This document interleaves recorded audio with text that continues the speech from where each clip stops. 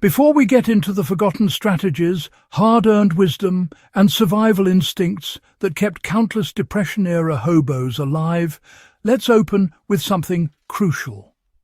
Most people today have no idea just how resourceful these individuals actually were.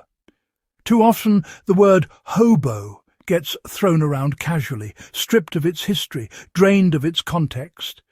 But during the 1930s, when the American economy collapsed and millions were left with nothing, a travelling worker wasn't just a wanderer.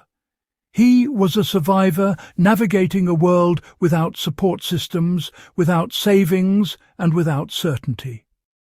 These men built their own networks, their own codes, their own way of scavenging that made the difference between going hungry and making it to the next town.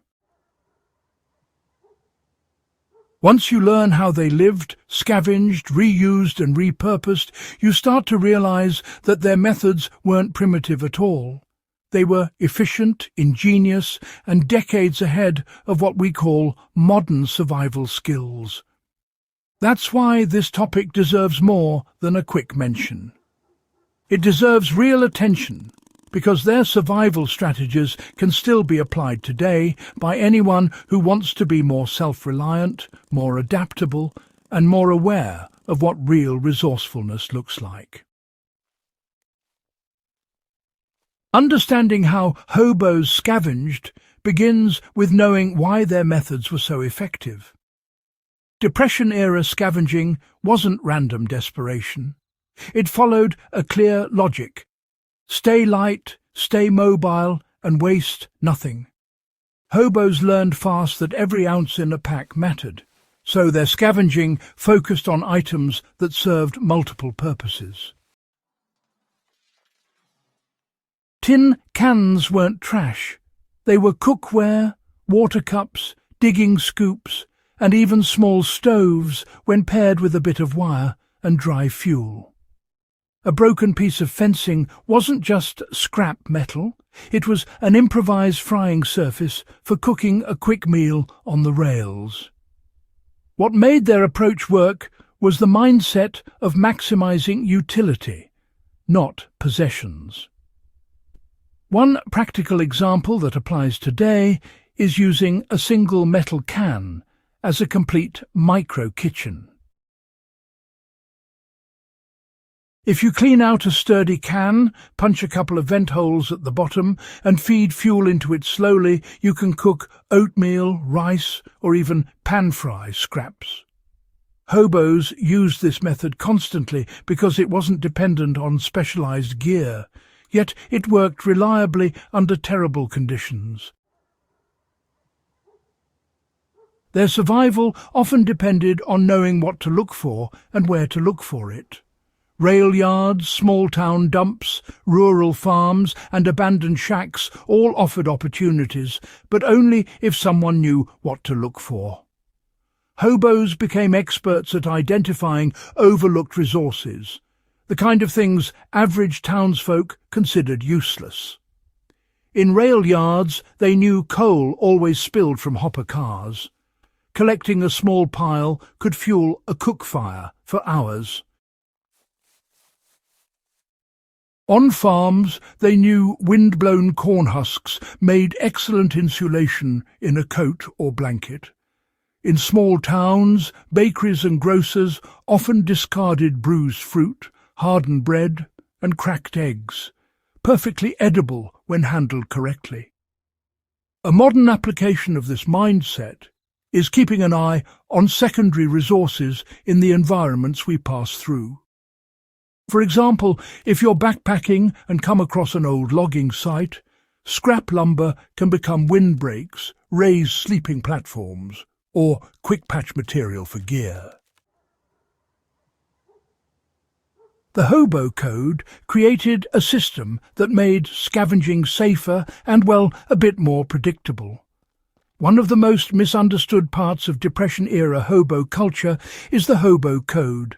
Symbols drawn on fences, buildings or posts that gave vital warnings or opportunities. These markings saved countless lives because they prevented wasted effort and unnecessary danger. A mark could warn travellers that a homeowner was, hostile, or it could point toward a place where the owner sometimes offered a sandwich for a few minutes of labour. This wasn't random graffiti.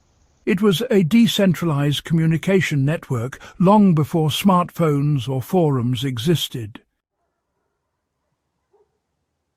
In modern terms, it's the same logic as leaving markers on a trail or sharing resource data in a prepping community.